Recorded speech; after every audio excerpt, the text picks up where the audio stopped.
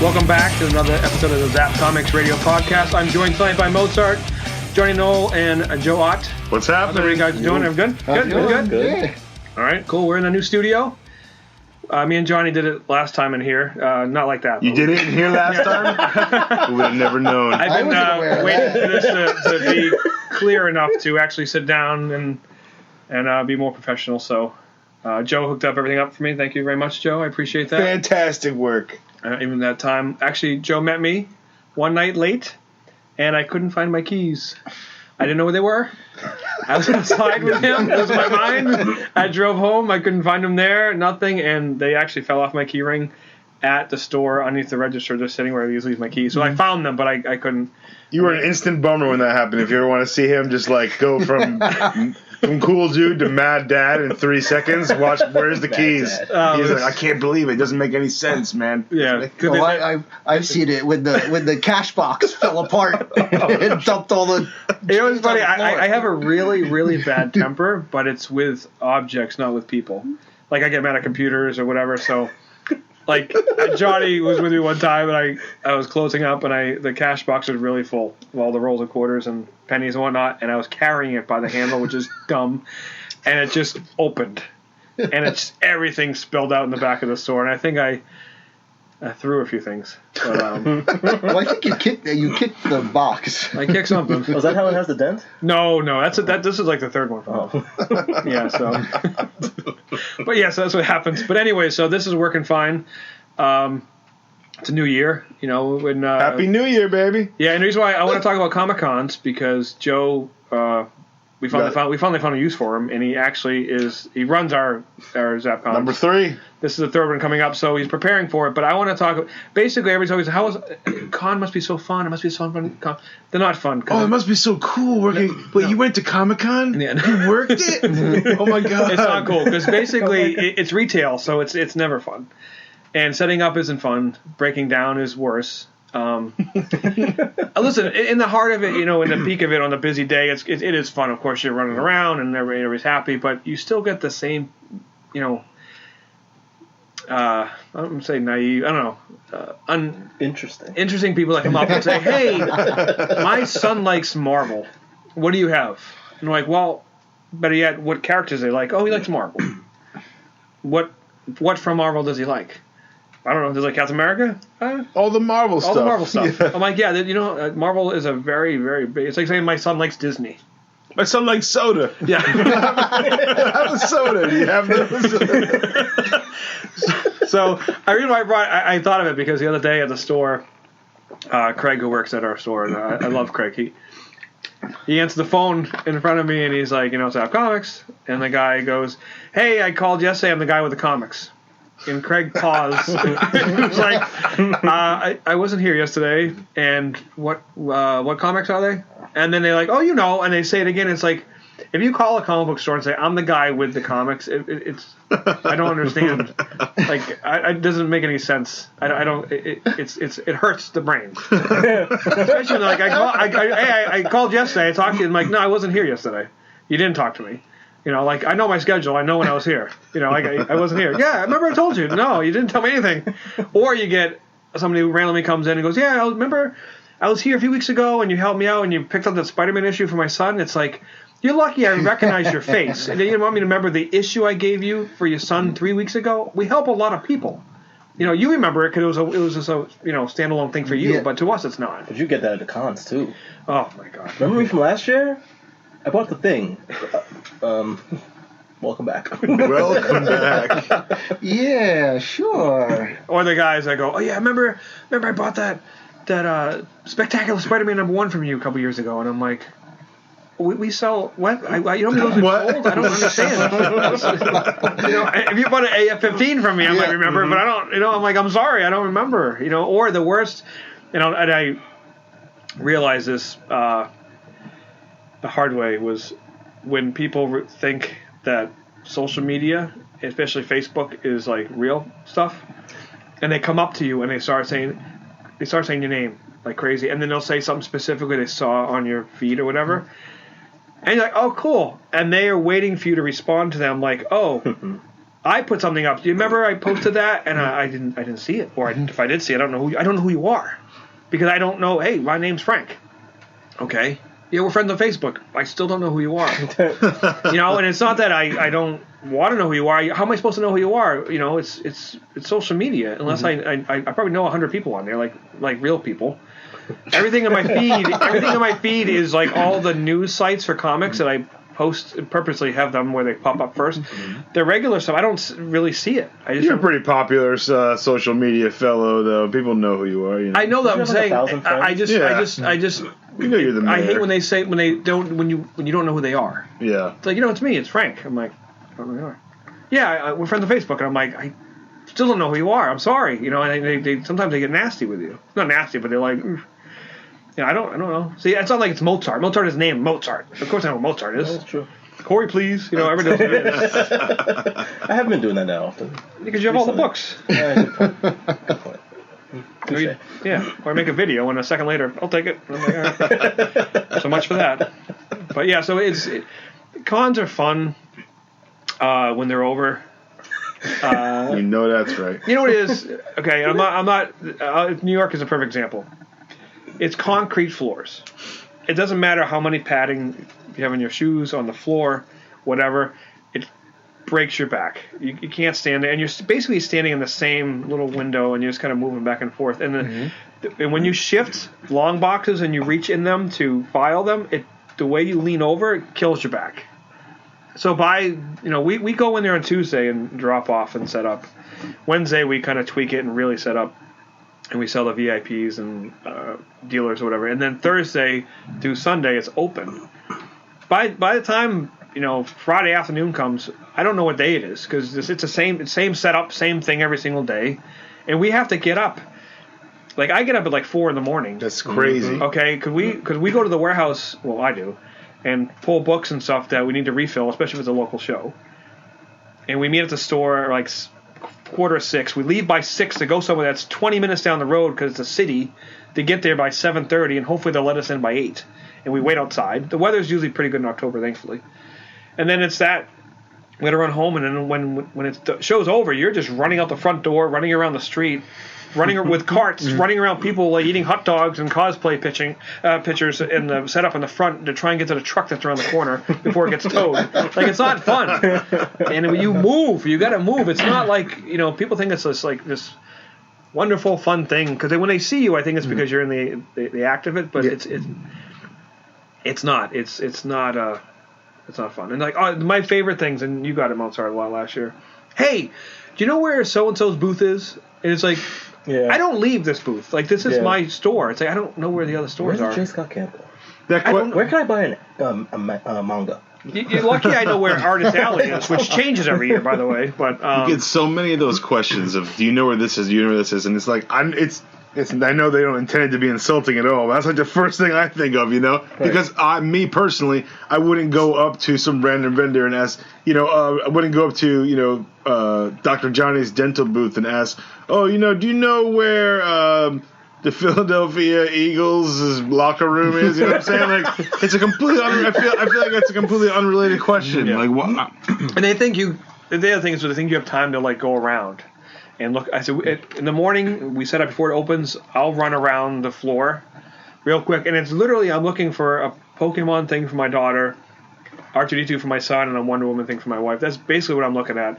If I see some vintage figures, I might stop and look for myself, like some early Star Wars stuff or G1 Transformers, and I just go about my way because I need to get back. It's not enjoyable, and plus it's a city. It's not fun.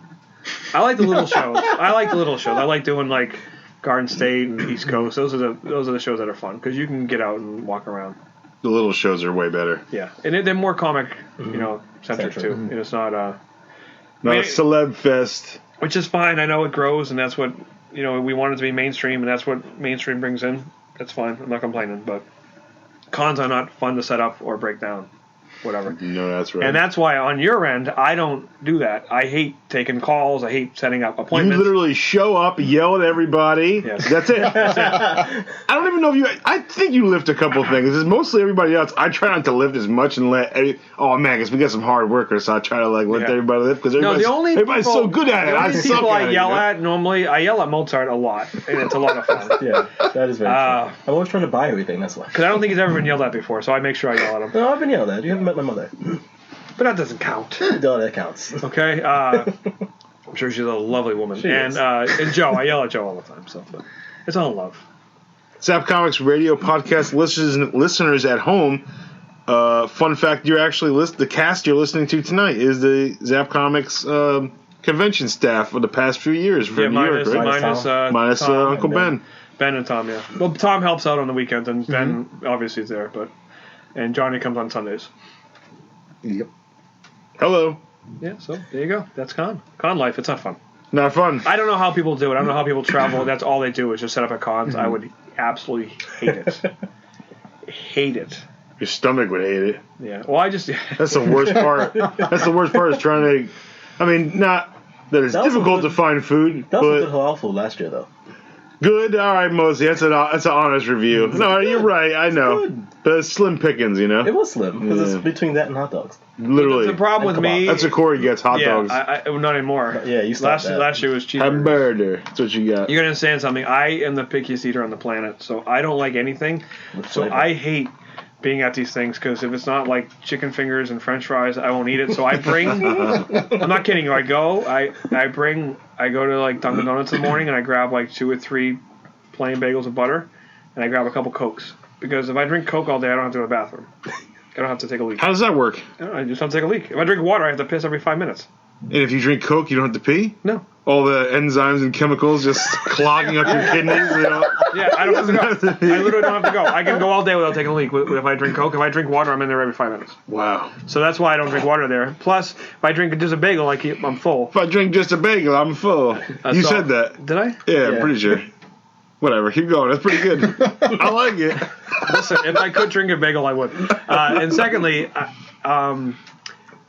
later in the day, I usually get hungry when I get the food, but they get these, like, I don't know what they are. What do you guys get? Hello.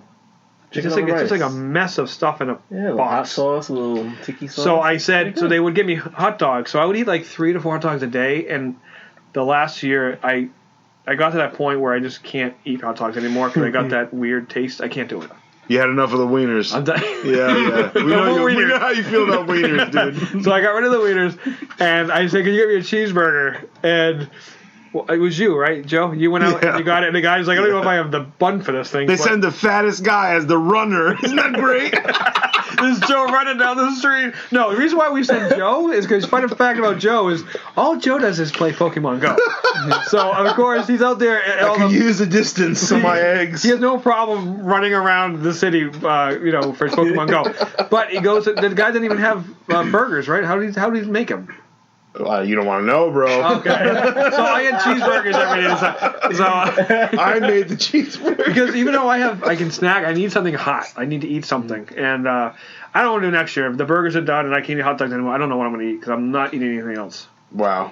I just don't. Well, I noticed other vendors were ordering takeout and just picking up in the front. Yeah, there you go, Joe. You can order takeout next year. Wow, okay. We were smart zappers this year. We had that cooler every day. Yes. We had drinks and didn't have to Joe brought it. waste What was the name of the cooler? money on the... What was the name of that cooler? You Master Shorts. Oh, Joe, first off, Chubby's that makes shorts. If you ordered a bunch of shorts, you got a free cooler. First off, So I did. Joe wears like the shortest shorts I've ever seen on a man. Okay, and it's awesome. But they matched the cooler he had because it was the same company. And my shorts have to go past my knees. Nah. I can't do it. Yeah, above the knee only, bro. I don't think yours even come near past your thigh. Oh, Yeah, those you can Larry say Bird that. Shorts. Yeah. So Those Larry Bird shorts. those are Daisy Dukes.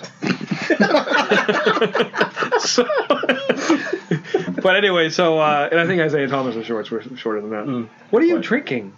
Water. You sure water in there? Okay. It's water. I don't know. It looks like vodka. to me. Our fuel for the week at Comic Con was Coke, Jarritos, It's Jarritos. Jarritos, Lime Jarritos. And then every day we had a no fight. water. Nobody wants water. The best because everybody has to take a leak. Iced tea. The best is we can't find the bottle opener. We had to keep asking people and using the bottle. We whacked it a couple times around the wood board that they keep behind the thing. Wow, it was fun. One went right over the barricade between us and the aisle behind us. The bottle cap flew and it up went probably hit the dude behind us' head. Jalitos, which I love, they're glass bottles, but they don't have a twist off. Yeah. And none of us have bottle openers on their keychain. And we ask everybody, like, oh, no, I don't have one. Oh, I didn't bring it because I'm in cosplay or whatever. So it was pretty funny. But Ruben's always around. He gets it first. So. Yep. Yeah, so that's the con life, which spills into regular store life with the questions like books get hot overnight, whether it's a cool variant or a lot of independent stuff. And they're always like, hey, do you have this from so-and-so? I'm like, no. Can you get it from me? I'm like, but it came out today. I'm like, yeah, but we don't order every book that's made. And that's a company I've never heard of. It got hot because some website posted it, and boom, and now everyone wants it. So you get guys coming in, calling, and they don't understand why you just can't go get it. I'm like, because it doesn't work that way. We order these books, months in advance. Mm-hmm. And if a book's already out and it's hot, it's gone. I can't get it anyways. And you can't get it for another week anyway. You just can't order it and have it come in the next day. It doesn't work that way unless you order it like from a site or something. But that's the other thing people don't understand. Oh, hey, it's supposed to come out today. I'm like, yeah, it was a graphic novel. I got 2 copies. They're gone. Like, oh, I need it. I'm like, well, you have to wait. People don't realize I don't even realize how vast the catalog is because not everybody picks up previews. But there's so many companies, so many books. If you ordered one of everything on each preview, it would be It's broke. $1 million. Yeah, and when we're a very mainstream store, we don't sell a lot of the independent stuff. Well, we do sell some independent stuff, not as much as I'd like, but we're in the suburbs. We're not an artsy store. 90% of Zapp independent stuff is sold to Zapp employees. Yeah, exactly. There's I ordered like 4 of them for each guy. They don't sell. But and for some reason, Joe and Mozart just dabbed together as they coughed. Do we? Yeah, you did dab. Try not to cough at the mics. Yeah, but you don't have to dab. It's like involuntary. I don't have my. What am I supposed to do? We My didn't do it hand? on beat. It's only a true dab when you do it on beat. Other than that, it's just coughing into your shoulder. Don't you dare. Don't you Who do you dare. think you're talking to, Mozart? Go back to Chicago. Sunday. And I'll be back on Tuesday. Yeah, so Joe, what else is going on? What's your least favorite thing to do when you're setting up a con? What's your least favorite thing to do? My least favorite thing to do when setting up a Comic Con.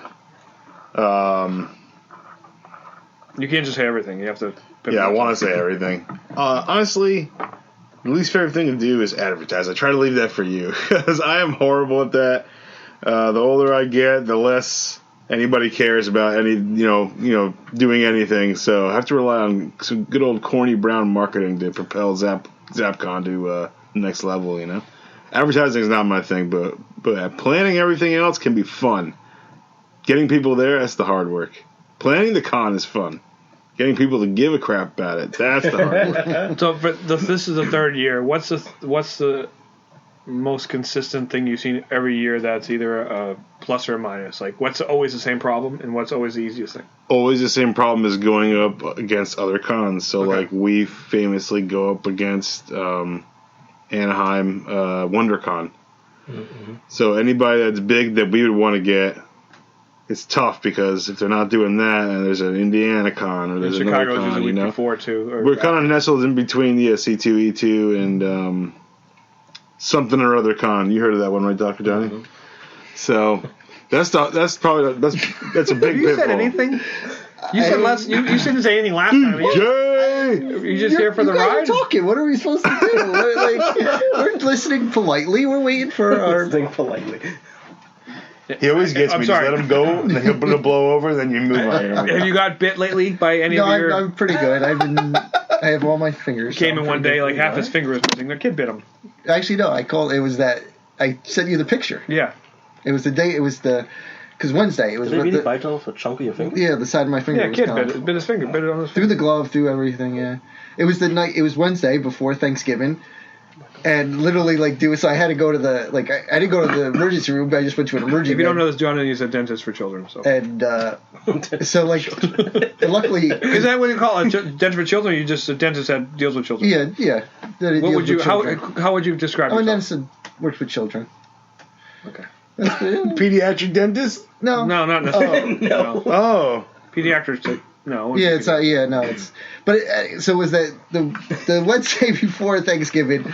So I went over there. There was like nobody there, thank God, because it was the night before Thanksgiving and nobody's out. And so I just took a picture and said, "Yeah, I'm not coming, Corey." What? No. So wait, how did they put it back on? No, well, it was like the chunk was out of the side of my finger, like next to the thing. Like you couldn't sew it because like you couldn't suture it because it was just a hole. The kid swallowed it probably. Did he really? No, it just ripped it off. So like they cleaned it. They're like, "Oh, do you want to?" Yeah, what came out of your mouth when that happened? Was it like you just turned away? I don't know how you react. I don't remember. I think I did yell. I mean, it's kind of hard not. This kid? Old enough, 8, 9. He was old enough to not to bite your finger. And old enough for the bite's gonna hurt too. Well, the thing is too, like he was kind of like not wanting to do it. I mean, he was already numb, and like you can put your finger in to like open up, and I had it, and he just kind of shifted, and so yeah. But I'm okay. It healed up. Like you can't even see like it was like missing a chunk. A lot of pressure there. Damn. My dad cut his thumb off in the military when he was working on a Jeep and the fan belt. It took his thumb off and they sewed it back on. You can still use it because I'm good. But yeah. Wow. I almost lost my toe when I was a kid. I was running through the water of like a beach and I sliced my toe on a piece of glass and it was hanging off. And they had to carry me across the street. Thank God it was a fire station across the street. They brought me across the street and they sewed it on. It was like hanging off. Oh my God, man! Yeah. Damn. Yep. Good times. There you go. What were we talking about? I don't know. Real quick, one of our good customers, Adam Cooter. Love the guy. He wanted to know, like, why is the Golden Age, basically DC, the Golden Age characters so much different than when they like reincarnated them in the Silver Age? Because most Golden Age characters. They're not the same character they were. It's just because of the sign of the times, and they had to kind of reinvent them in the Silver Age. Well, it was what you call it, Julia Schwartz. Okay. He was he was there at the Golden Age, and then he was there when they did it like late 50s. Okay. And basically, because everything went away from superheroes by the mid to late 40s, the only thing that was left was Superman, Batman, and Wonder Woman. Flash, Green Lantern, everybody else went away, even like the Marvel ones. So everything went to horror, crime, funny animals, like westerns was huge. And then through the 50s, and then Seduction of the Innocent, the comic code, so they kind of had to change everything. So they went back to superheroes. So basically they said, well, everybody that was reading those books in the 40s is gone.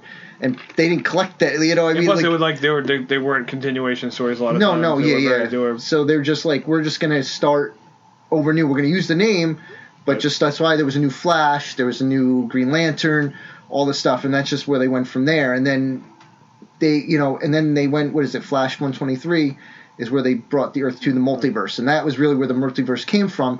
And again, like Schwartz and a bunch of those guys were also, before they were into comics, they were all part of the science fiction scene, short stories, stuff like that, and that's where like the multiverse stuff came from. And then they brought it into comic books. So all the stuff now, the Flash on TV, they had the Elseworlds and they Marvel and everybody. That's pretty much the comic book multiverse comes from. So, but that's why, yeah. They said by that generation they didn't know who those characters were anyway. So we'll just do new ones. I understand. Okay. You understand? Yeah. I'm glad. Did you? Barely. You want to see what he just said? I have no idea what he just said. Really? No, I'm kidding. I don't know about you. Yeah, no, I'm not kidding. I have no idea what he said. Joe Ott. Nice. Yeah, so con life's fun. That's like a coffee stick. That's great. It's funny how different. I remember going to, I don't know the exact name of the show, but I remember it was like 90. It was right after college, so it had been either the summer 98. Yeah, it must have been there. And we went. It was in the city. It was at Madison Square Garden. But it was like not on the thing. Like it was on one of the floors. It wasn't. It was like the size of. It was like underneath, right? No, it was up. It was up. 'Cause I went to one in like 2000. It was like, I don't know if it's like when you walk right in, and it was in this one area. Yeah, no, this was actually like you had to go up escalators. It was like on. Okay. It was like in a hall, like it wasn't a big room though. Like it was like, I don't know how to describe how big it was. It's like a gym size thing, but it wasn't like that. You know, it wasn't like high ceilings or anything like that. And there was like, it was just basically comic books. I remember, the only thing I remember, because there was like somebody dressed up as like Laura Croft. Taking like you take pictures of Laura Croft and stuff, and like I guarantee her shorts are longer than Joe Ott. Yeah, so I think they were. But yeah, it was just like randomly. And Nice job, bro. And it was like on a weekend. It wasn't that crazy or anything like that. And just how like now, like if you went to, you have Javits and like you can barely walk like 2 feet. You know, like.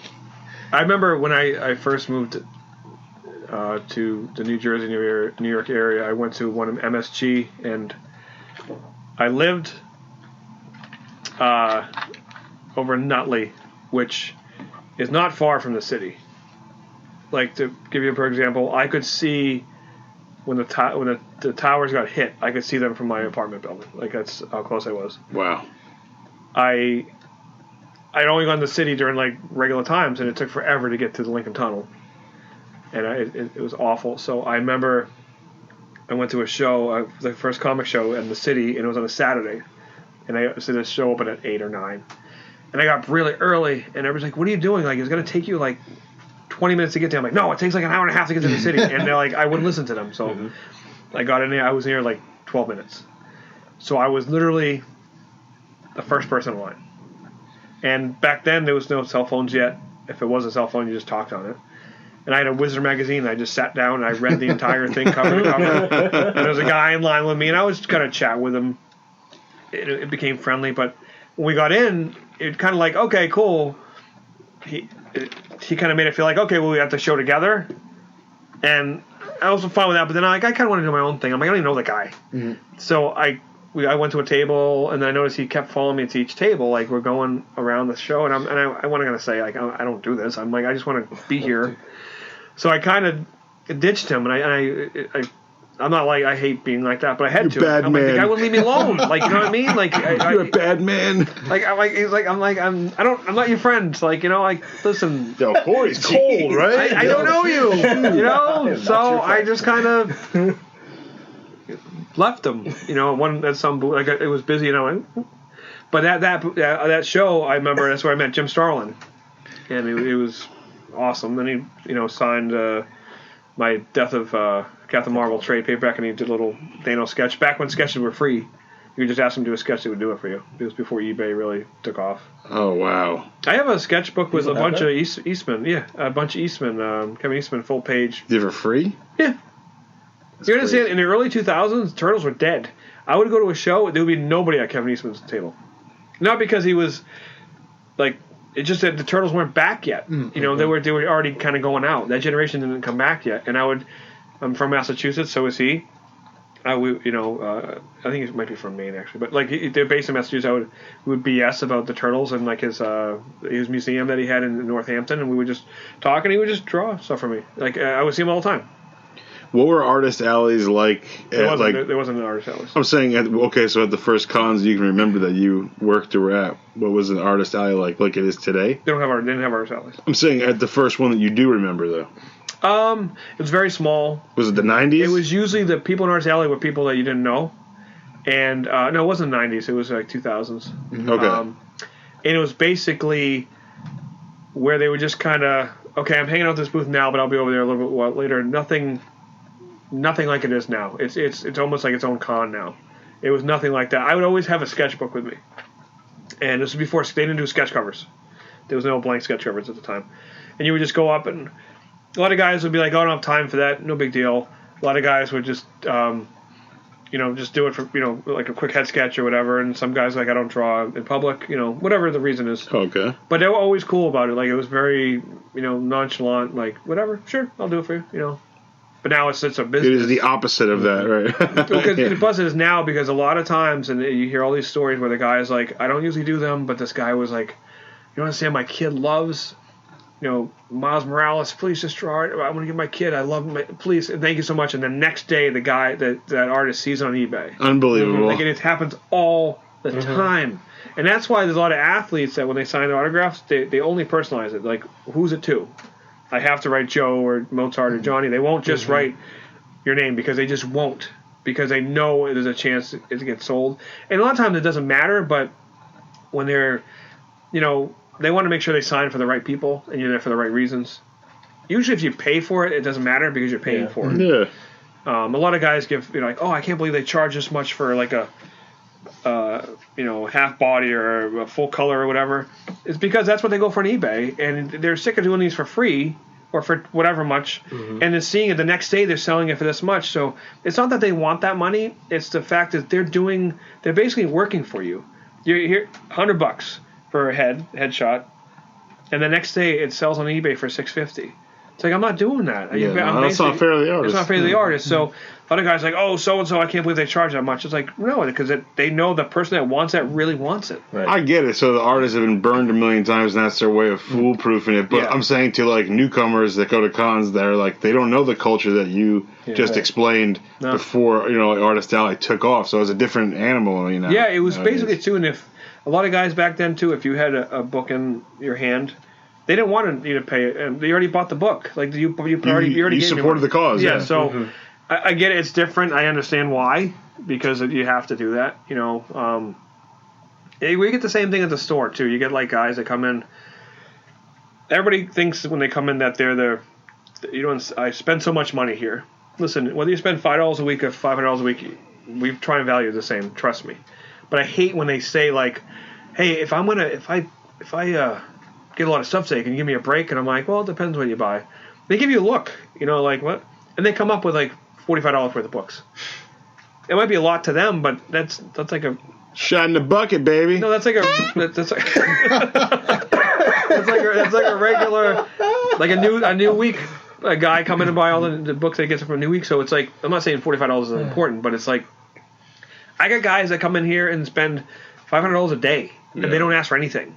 I'm not saying, I guess. Yeah. And then you got to say to my favorite customers, the guy's like, man, because Ben handles like 98% of the pricing. I price a lot of like the modern stuff I can do, but if it's anything like older, I'm not good at grading. Ben's immaculate at it, so he knows exactly the market is, and he prices right. He prices to sell. They're like, wow, you guys always the best selection, the best prices. Man, your wall books and they're priced so low. I can't believe you do this. Hey, what can you do for me if I buy these? It's like, you just said we have the best prices, and you're like, can I have something else off? Like, just take it. Like, that's what you do. You just don't, some people to haggle with, some people you don't. Like, and it's always the same people. One customer, to go back to the customer thing, I'm not going to mention his name, but it's funny because sometimes we have to limit books. And it's kind of like an unwritten rule, too. Like, you don't come up with a stack of 50 books of the same thing, because obviously I'm not going to sell it to you. So, like, you'll come up, sometimes people buy 2 of each, whatever. I don't care. But, like, we'll we'll specifically say, limit 1 per customer, limit 2 per customer, or 1 of each cover. And they'll come up with, like, 6 of them. And I have to say, limit 2. And I take them out. And the next week, they do the same thing. And I'm like, you're the only one who does this. Like, you do it every time you come in. I don't understand why. And sometimes if the book is really hot, we keep it behind the counter, and you have to ask for it. Mm-hmm. And I'm like, yeah, we have it here. It's limit 1 per customer. Oh, can I have 3? And I just go, no. Like, why would you ask that? You know what I mean? Once you know how it works, you don't keep asking. But they just do it. I don't know how they do it. I don't know. I'd be embarrassed to ask. I need 2 for a friend. Yeah, well, bring your friends in here. Some people have just big brass balls, and they don't care. They'll just. I know they don't care. I guess. I don't know. I'm not like that. I don't like. I agree. I couldn't do that. That's I wouldn't very do obvious it. in me. I'm not like that. I like to. Did you deal with that with the New 52 launch? New 52 was massive, but we ordered really heavy on it, and a lot of the other stores missed it. And we didn't necessarily have to limit it crazily because the prices didn't really skyrocket for like the Batman 1 until a little bit later on. We actually would keep up the major titles. We kept up the first like 12 issues on the wall for like a year. Wow. So you could buy them all. Like you could buy a lot of people got into it because like, yeah, I came in, you had like 1 through 6 right there, so I took them all. They just buy number 6 and looking in the bins. So that worked out pretty good with us, but the Batman ones like didn't really. There was some other stores would come in and try and buy like 30, 40, and we would have to say no, and they would play games and try and buy 5 and 4. Like, if you just come out, you're better off just saying, like, listen, I own a store, we ran out, can you do something for me? Like, that's honest. We'll That's help cool. you out. You know, I mean, I'm not gonna give you everything, but I will try and help you out. But don't send in some random kid with this list. It's like, yeah, this is from my brother, and you're buying 8 copies of each book. Like, I'm not stupid. You know, it's from my brother. You know, the best part was that happened during New 52. I'm not going to mention the store, and they needed them, so they bought a ton of books. They didn't say anything to us, and we kind of waved like, okay, you can buy whatever you need. And then they had the audacity to come back in and say, oh yeah, I didn't get my stamp card. Oh, and I'm like, you didn't buy these for yourself. This is for a store. Like, what do you don't get like a customer discount on it? And they're like, oh, okay, and they left. It's like, why would you you already got out? Like, don't like come back. Like, you know what I mean? Yeah.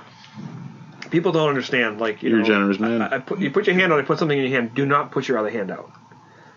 Perfect Comic-Con story. Okay. Way back in the day. Are you still here, Mozart? You haven't said anything today. I did. Okay.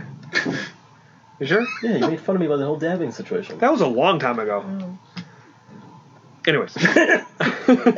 Back in the day, Comic-Con wasn't a big thing. It was just like, whatever, especially in New York. And we always get like tons and tons of exhibitor badges. It was very loose, too. Yeah. So we would, give them out to good customers. Like, listen, we only have like 3 workers. We're getting 10 badges. You can go, whatever. It's like impossible to do now.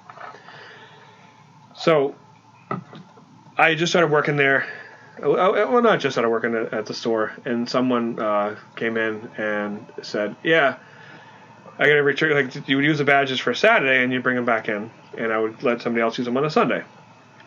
Again, we can't even do this anymore because we just don't get the badges like we used to. So the guy had 2 of them. And he came in and he goes, yeah, I have 2 badges here.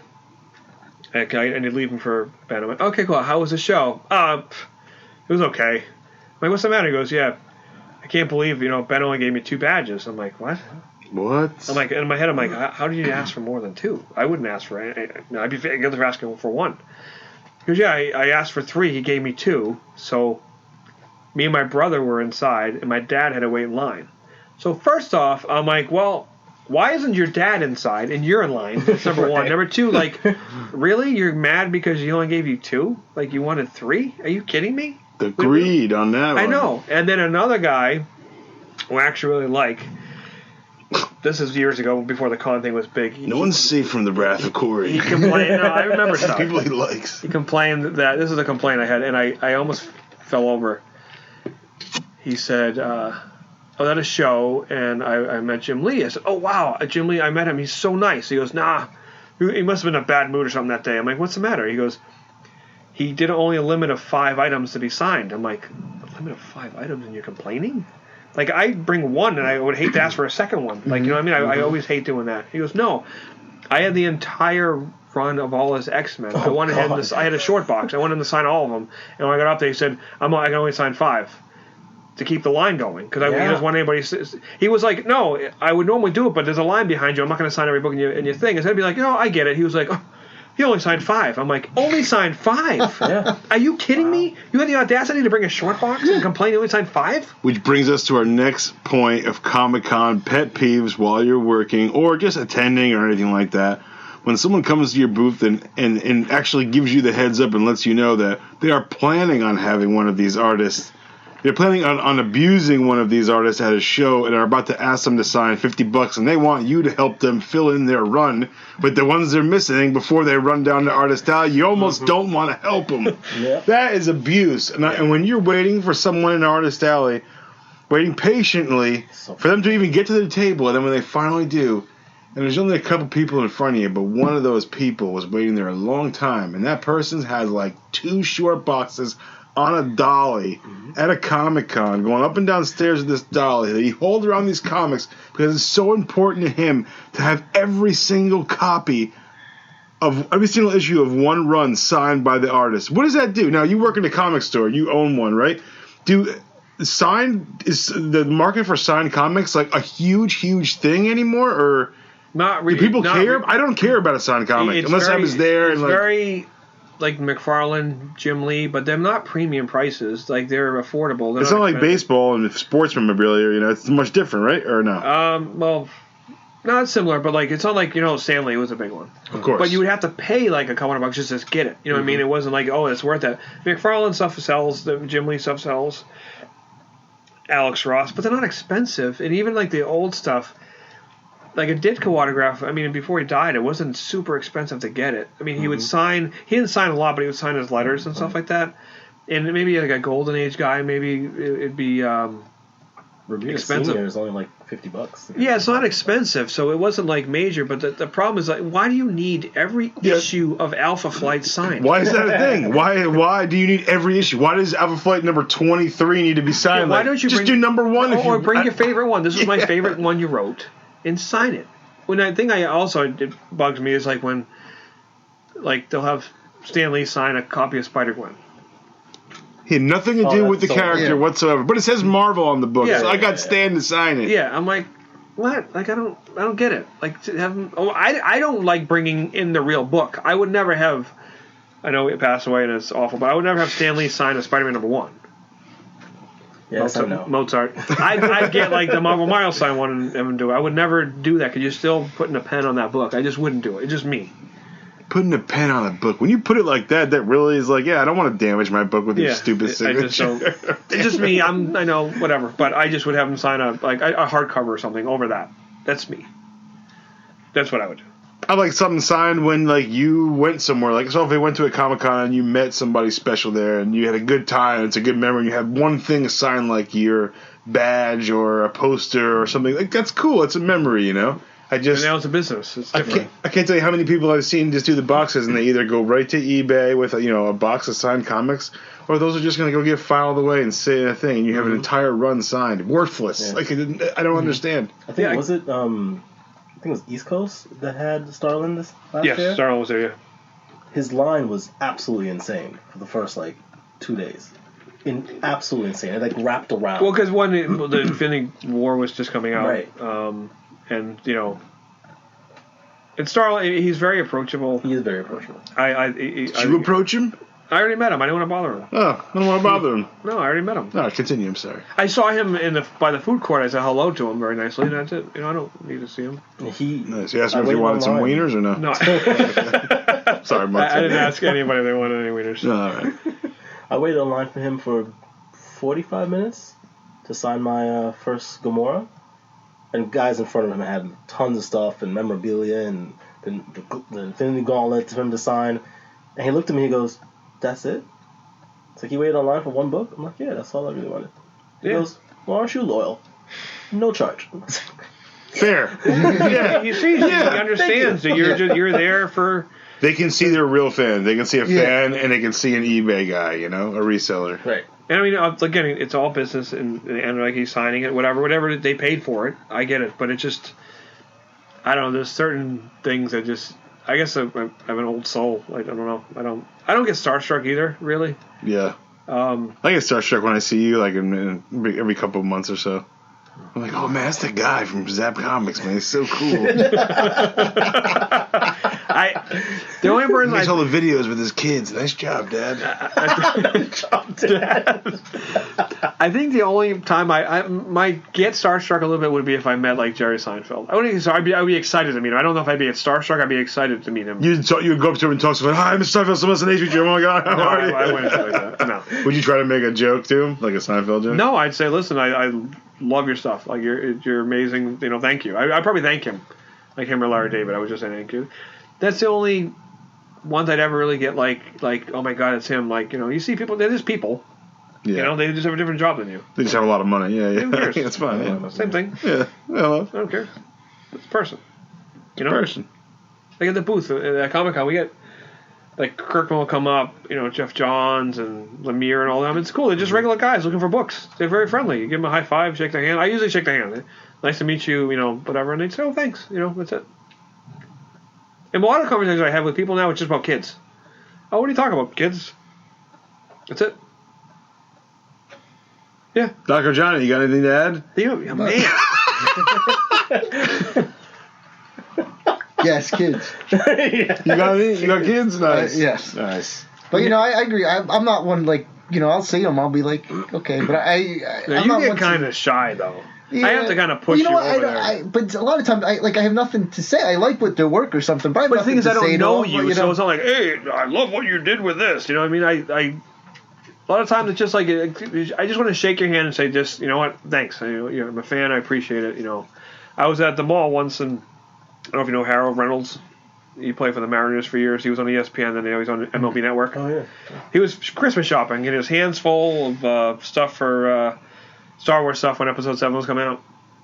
And I happened to see him at Disney Store, so I went up and I said, I know you're busy, I don't want to bother you, it's Christmas season, and whatever, I just want to say I really enjoy watching you on MLB, and ESPN. I just want to say Happy Holidays. And he goes, oh, and he put the thing down, he goes, thank you, he shook my hand and he went off. That's it.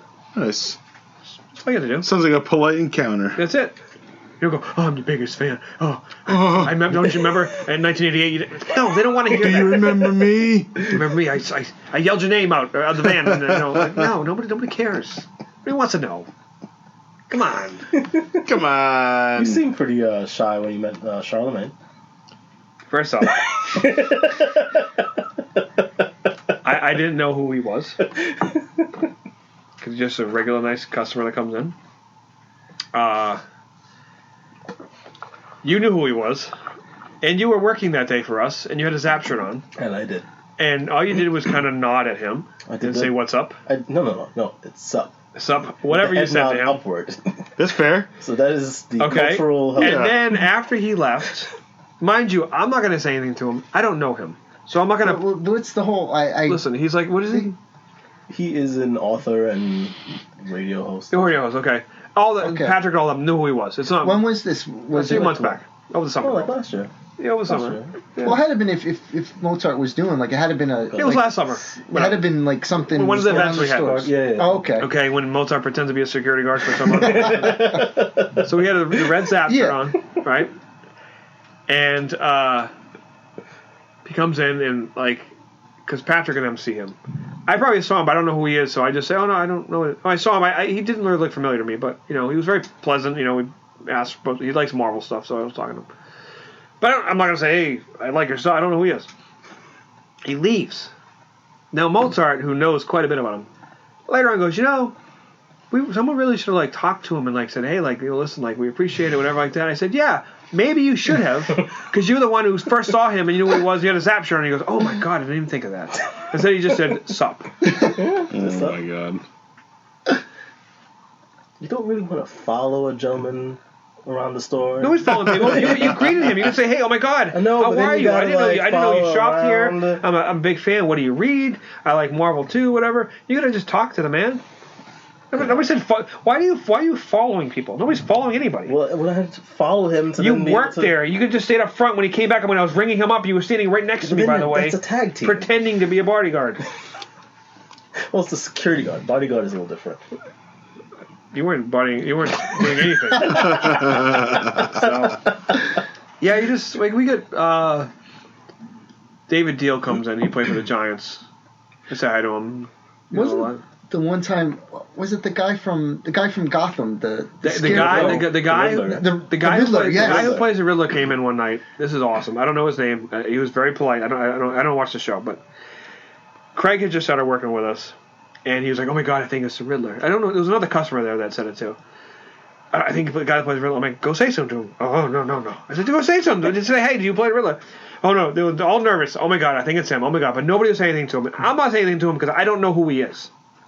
He comes up and he buys 2 issues of Batman with the Riddler on the cover. I rang him up. He gave me a look like, yeah, I know what's going on. You know what I'm doing. I said, have a nice day. He left. And everything, oh my God, it was him. I'm like, even customers said, oh my God, it was him. I'm like, why didn't you say hi to him? He wasn't hiding it. He was just shopping with his friend. Come on. I'm shopping for inspiration. It was just funny because I don't understand why everybody goes, oh my God. Oh my God. And I'm like, what do you mean, oh my God? Oh my God. It's just a guy. A guy who pretends to be somebody else. What is the big deal? That's a funny story. What's the big deal? Why do people get starstruck? I don't understand. Tell me. You get starstruck, Joe? I don't when think you met your boys from Gwar. Were you starstruck? Yeah, I was 16. I was definitely starstruck. Yeah, when I met Gwar the first time, absolutely I didn't know what to say. The 100th time, I was fine after that. You know what I'm saying? Anybody else but them, really? Nah. Nah. Maybe Dave Meggett when I was a kid, when I met him at the Totoro PAL and he came to visit. New York with Giants. Rodney He's Hampton. like 5 feet tall, right? He's a little guy. Dave Meggett. Mozart? I mean, obviously you just say sup to people, so obviously you do get starstruck. That's just a cultural reference. That's all it is. That wasn't even starstruck. Just like, okay, sup. When I was younger, I met a couple of wrestlers. I guess I was starstruck because they're so big. Because I was not a tall person. I'm still not a tall person. When you meet, like, Kane, who's like 6 something, I was like, oh my god. Well, you realize how different it is. Like, David Deal comes in. He's obviously slimmed down now because he's not, like, football shape. But, he's still, like, very athletic looking. But he used to be massive. When he used to come in when he was playing for the Giants, you don't understand this guy's hand. When he shakes your hand, you realize, like, why does a major concussion protocol now? Because, like, quarterbacks that are like 5'6", 5'8", that like 180 pounds, this guy destroys them. Like, you don't understand, these guys are on a whole different level, and that's why you can't just. There's very select people play, certain professional sports. It's not like, oh, I could have done that. No, you couldn't have. No, you weren't even good. You weren't even the best in high school. How are you gonna survive? I realized that too. We had a track. And in my school, track and field, I was the #1 low hurdler. I had the school record, and I'm like, oh, this is cool. We went to states. I wasn't even in the top 10. I'm like, what? What? Like, I broke like our record for our high school that had been around since like 1940, whatever. Go to states, you're not even in the top 10. Like, this is ridiculous. You realize how big the world is when you go out there and how special some of these guys are, especially with the athletes and even the artists. You're like, oh, I can draw. Make it. No, you can't. Sorry, bud. I have a real job. That's why I don't admit it. You can't draw like them. It's a whole different story. Hello. You don't belong in our Sally. Get out of there. Oh, boy. Yeah. So how do you select the Artist Alley people? That's a tough one because, you want to give young people opportunities to do stuff and nobody cares about them yet. So but you got to do that. Otherwise, who's going to give them a chance if nobody does, Yeah. And you want people that people actually care about. You need a good mix of unknown to known ratio. And that's another thing about cons. Sometimes like, oh, wow, I saw you over by that booth where you're set up. That booth's so busy, it must really help you. No, because your line was in front of my booth the entire time, so nobody knew where we were. So sometimes it's not good, especially if it's in like an autograph line. Yeah. Oh, yeah. Like we've been at shows where it's like 2 wrestlers down the thing, or William Shatner's there or something like that, and the line is down the thing. Out of control. And they just let it go right in front of the booth, and you just get lost. Nobody sees you. Right. You don't get walk-bys. They come in, oh, that's it. There's just a line of people. Yeah, that's a good question. But if you're waiting online for something, any of you guys, Dr. Jonny and Mozart, if you're waiting in line for something and it's miserable and you are just you have a specific destination in mind, you know exactly what you're getting. The only thing that's preventing you from getting there is this massive line of people in front of you at Comic-Con or at wherever. But while you're waiting, you have let's say you got 50 vendors while you're waiting to browse through and not lose your spot in line. What are the chances that like you see something from some independent, creator, independent, marketplace, and you're like, you know what, I'm gonna buy something. I'm waiting here in line. I got some money to burn in my pocket. This looks cool over here. I'm just waiting in line, standing. What are the chances that you are actually going to do that? Are you likely to do that? Probably zero. Probably zero. Zero for you. What about you, Mozart? It's a high probability if you're not pushy. But he's saying because you're standing there and you're blocking the guy's table. And you're looking at stuff, and maybe someone catches your eye on someone you've never heard of. What are the chances you're actually going to be like, man, I'm standing here anyway, have nothing else to do. I cannot go see the show that I'm at. As long as I like it, I'll buy it. Should I buy something? I hate the hard sell. I hate it. I also don't want you to sit there and look up at me. Engage with me. Hey, how's it going? What are you here for? Oh, I like your shirt. Whatever. Like, just engage with them. Like, I find it's if you talk to them about anything but what they're there for, it's a lot easier. Like, oh, I see you have a, Green Bay Packers hat on. What do you think about the new coach? And you just start talking about it. That's what you do. You shouldn't be like, oh, that's a cool picture. Like, it doesn't. That's a cool picture. Because the conversation's over. Because what are you talking about? Yeah. Thanks. Or like, hey, I have an idea for a comic. Don't ever say that to anybody. Don't ever go up to any creator and say, I have an idea for you. They don't want to hear it. Imagine going up to like Zach Wild. I'm like, dude, I wrote some riffs. I want you to listen to my tape, man. Out the window. Out the window. Yeah, you don't do that. Don't ever do that. Yeah, I don't know. People are weird. They are. I'm telling you. I mean, I'm weird. I mean, like I don't eat anything. I'm disgusted by ketchup. You think I'm the weirdest one? Well, especially though that night you went to sushi with Ali. That was interesting. What happened? You went to sushi. I didn't go to sushi. With Ali? Remember her story when you went to sushi? No. Dude, you just have a sushi already. No, love it. No, this is a funny story. No, not that one. Okay. The reason why I don't go to sushi places is because I used to, and I would pay like $85 for like 2 pieces of chicken, and it tastes like fish. So that's why I don't go to sushi places. Because I get a non. When you get a non-meal, you get something that's not what they specialize in. It's overpriced and it's not good. So why would I go there to spend a sushi price on just chicken? It's stupid. Okay. Secondly, I wouldn't eat sushi. Joe, I would chew on your moccasins you wear before I eat sushi. Okay? And those things are These are actually nice boat shoes. Whatever Sperry's, all right? Anyways, so one time Mozart was at my house and he brought over a bunch of sushi because my wife likes sushi and she likes it when people eat sushi with her because I'm not gonna. So my wife was having a disagreement with one of her friends. So she was explaining to Mozart how bad it was and how the situation was, and she kind of was like, it'd be like, me and Corry, like we go out and we have sushi one night, and she's going on and on, and she's talking. This is like 2 minutes into the conversation. Mozart, 2 minutes past that, it just goes, I'm sorry, Allie. Wait a second. I can't. In what universe are you and Corry going off for sushi? She's like, no, it's not even real. He goes, I know that, but. You have to give me a different example. Is that a thing? You couldn't get past it. Because I was listening to her, but in the back of my mind, I'm like, what did he order? Seriously. If we went to the plain quesadilla store. Plain son of a bitch. I'm obsessed with Chipotle, if you don't know me.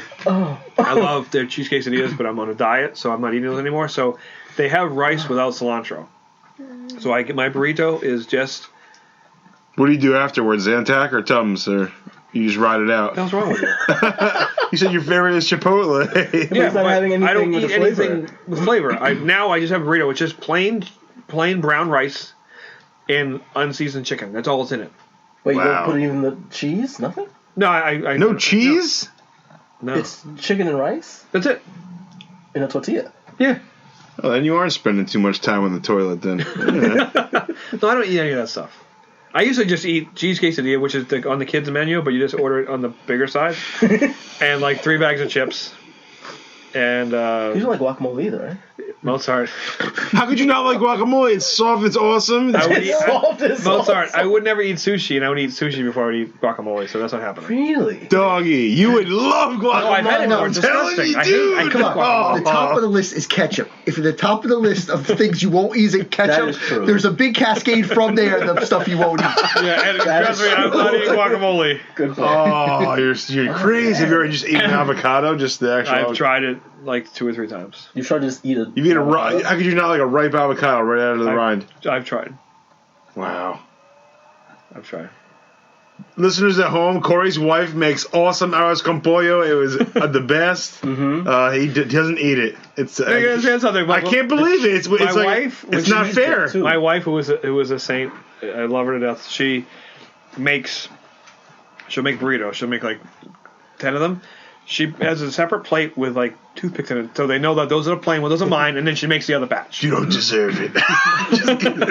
So that's why we have people over to eat what she makes, because I don't. She gets excited when somebody comes over. Oh, I can make real food the right way. Because guess what? Both my kids eat just like me because I eat like a 5. Oh no! Yeah, my daughter's now starting to eat ketchup a little bit. She'll grow out of it. And she eats pepperoni, which I can't stand. Alejandro eats. He eats a little differently. Alejandro eats plain chicken nuggets, cookies, and milk. Sounds pretty good to me, dude. That changed because that's all he eats. Months ago, he was eating a little bit more. No, he wasn't. Well, Ali said so. No, he doesn't eat anything. Who am I? He eats lollipops. And Tic Tacs. That's what he wants. Lollipops, Tic Tacs. Tic Tacs are good to eat. He'll have a smoothie, some chicken nuggets, French fries here or there. Well, actually, you prefer the French fries over the chicken nuggets. Sounds like a presidential meal there. Oh, boy. A championship meal. He'll have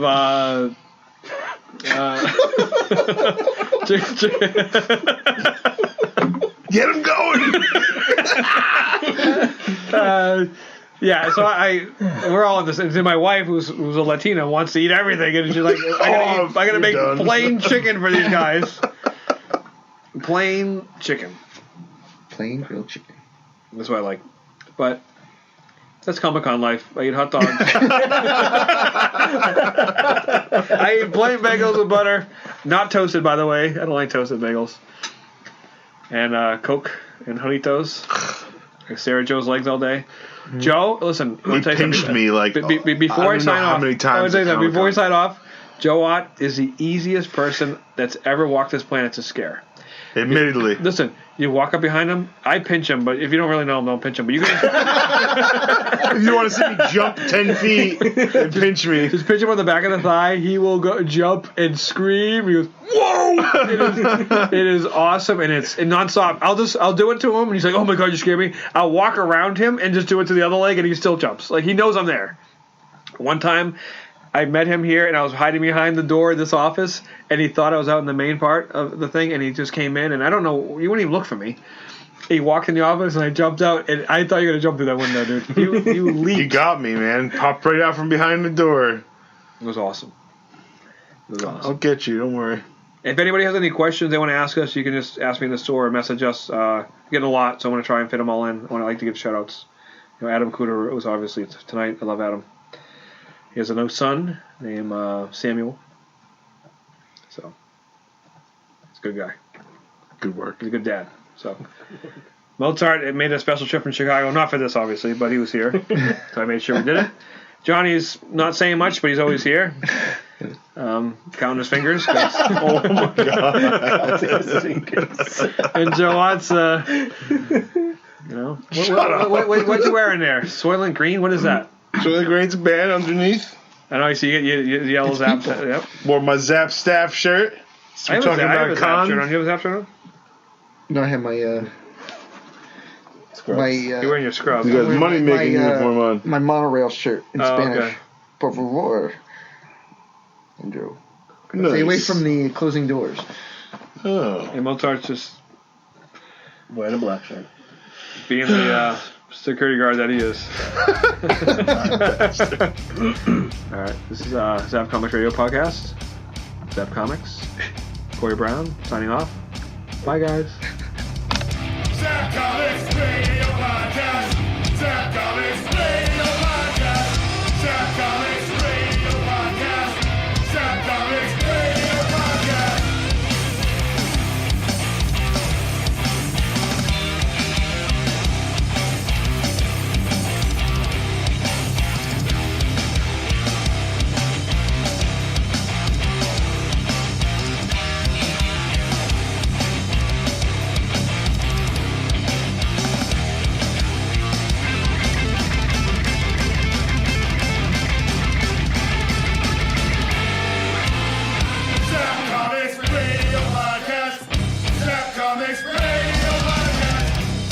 Comics Radio Podcast. Zapp Comics Radio